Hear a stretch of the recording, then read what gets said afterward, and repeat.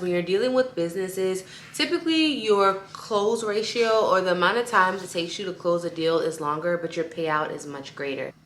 Hey everybody, I am Rochelle Lachey and welcome back to my channel. I am an education technology founder. I have a SaaS and service product that I put into school districts to support students with scholarships, college career, and post-secondary readiness. And on my channel, I share my journey, I document my wins, my lows, and I share a lot of tips that I've learned along the way with you all, because you may be an entrepreneur or an aspiring business owner, and I want to make sure I'm giving you as many tips, feedback, and advice that you can do at the start of your business. So today I'm going to be talking to you all about things that nobody told me about what it was like being an entrepreneur, specifically selling to businesses.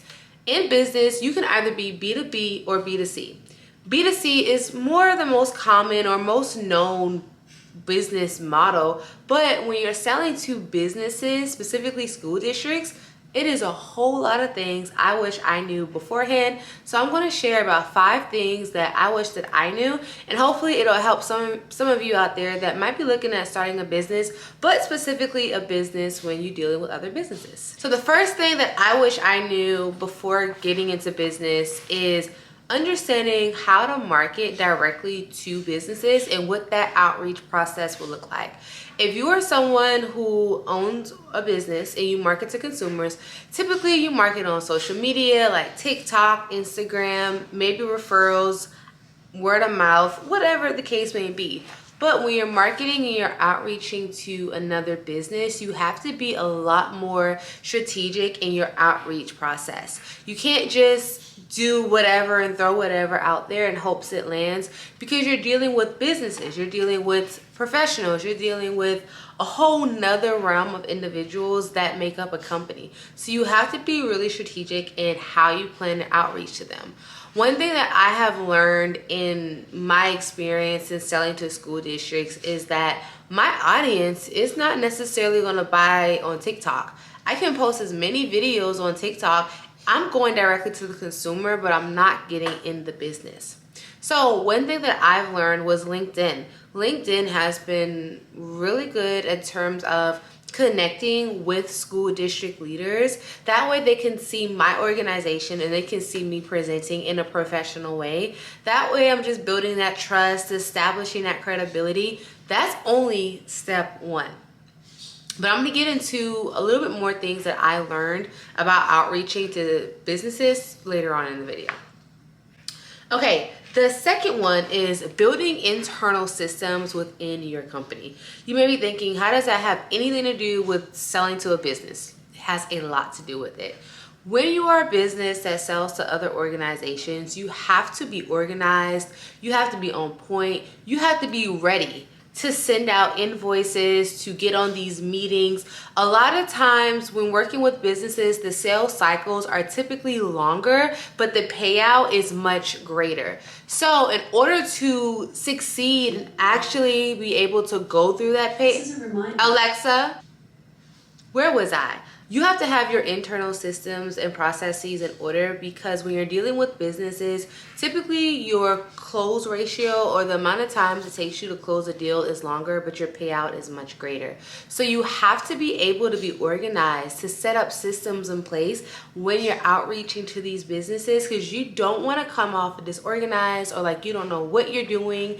You want to make sure you're credible, because one reason is whatever your price is, these businesses have the budget to pay it. And if you have a high ticket item, product, or solution, these organizations are going to want to trust you with their money. They want to think, if I give this person my money, are they going to do what they say they're going to do? So you want to make sure your internal systems and processes are not only developed, but they're professional, that they're clear, that they're easy to follow, that when you're connecting with these organizations and these leaders in these organizations, they don't feel the grunt of you not having your stuff together. You want to make sure they go through onboarding seamlessly. You want to make sure you have your outreach and your prospecting seriously. So really focusing on developing essential and effective internal systems and processes are very important.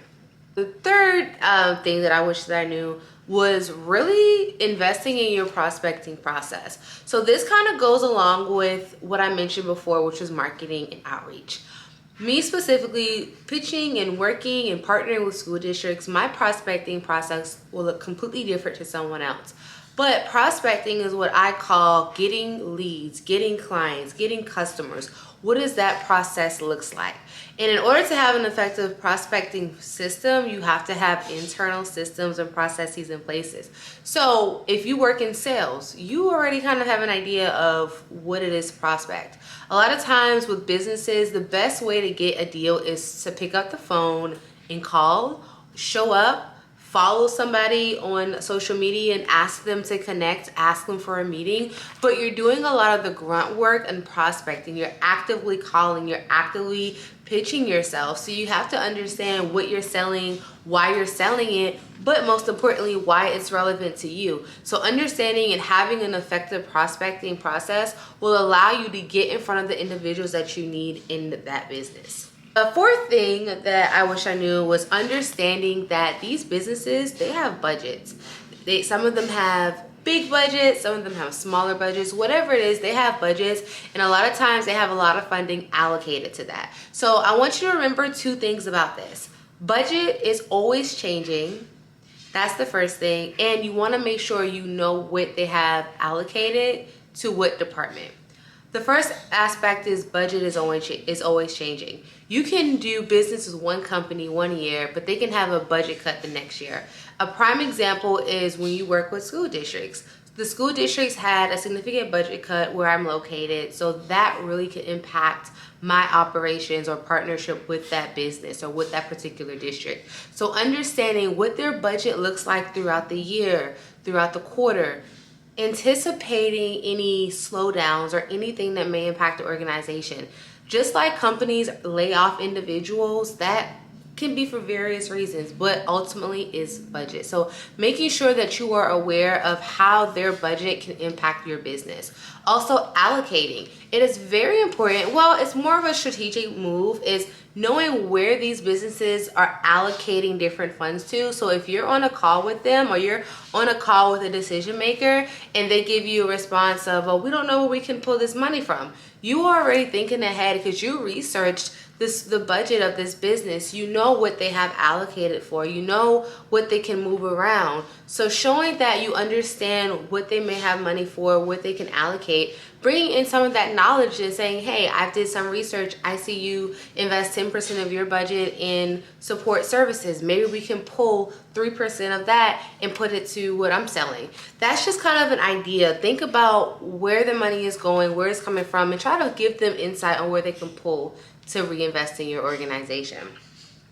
Okay, and the very last thing that I want to mention is courage, is having courage and being confident. You are not selling to the general public. You are selling to a business. You are selling to professionals in a professional setting.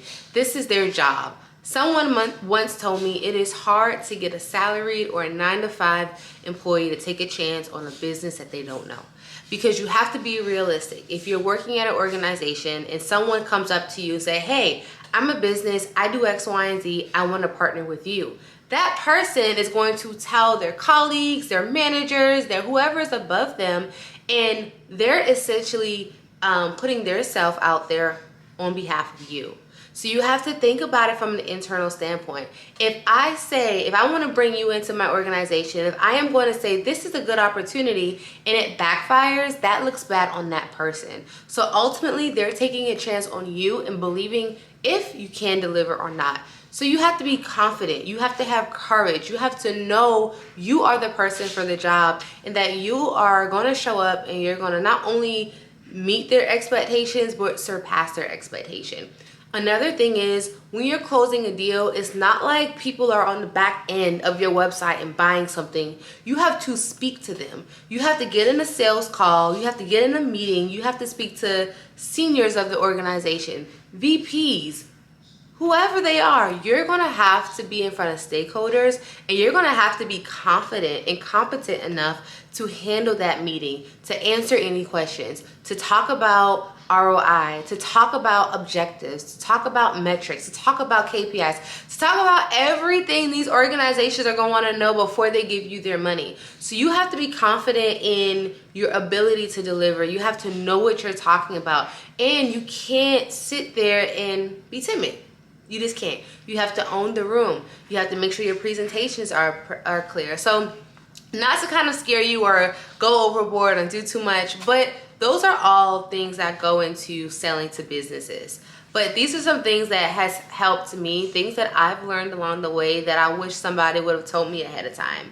But that is all for today. If you like videos like these, or if you have a topic that you want me to talk about, put it in the comments or send me an email. I am here to help you while also documenting my journey and what I have learned as an entrepreneur. That's all today. My name is Rochelle Lachey, and thank you for watching.